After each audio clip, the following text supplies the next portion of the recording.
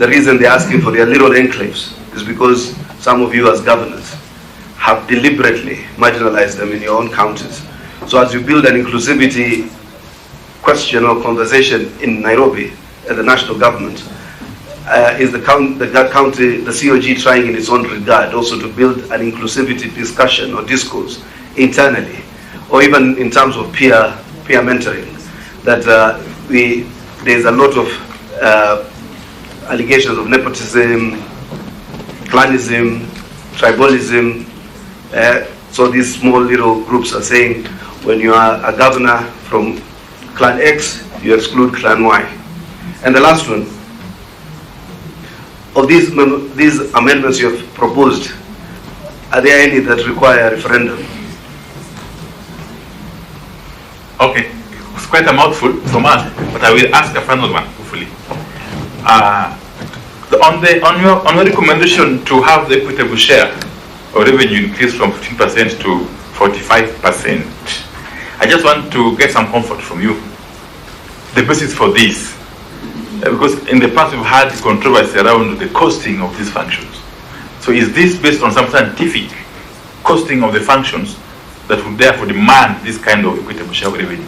Because for me, I support more and more money going to the counties, but I want to be given some comfort that is scientifically arrived at.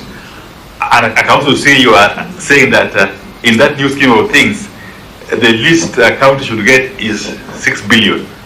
You have to be sure that that is supported by some science. Two, and finally, is the issue of the MCAs. You know, MCAs are an integral part of the county government management, if I may call it so, for lack of a better word.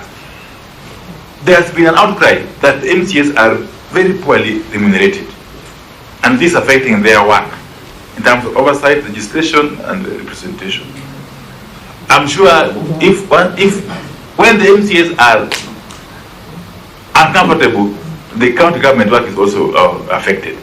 So do you support the idea that the remuneration of MCAs should be addressed by way of enhancing it, okay, so as to make the work of the county governments more effective and efficient?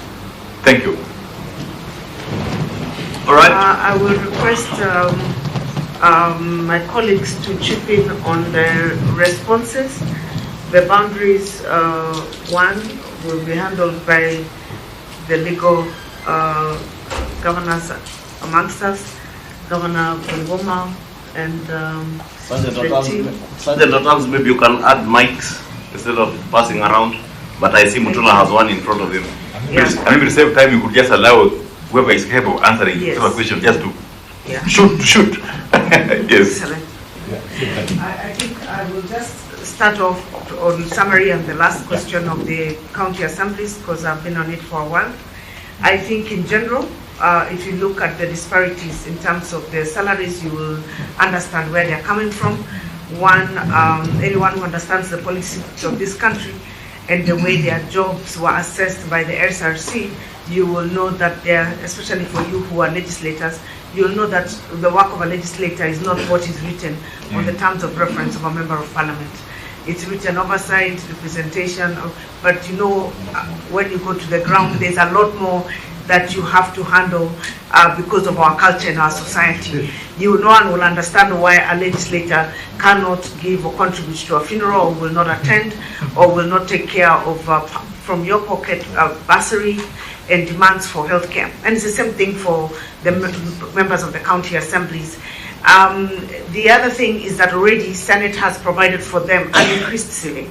But what has happened is that in the review of all the other cadres within the county governments, our county secretaries got more money, our county CCs got an increase, but the county assembly and the speakers got an increase, but the MCAs never got an increase, but they got an increase in their ceilings.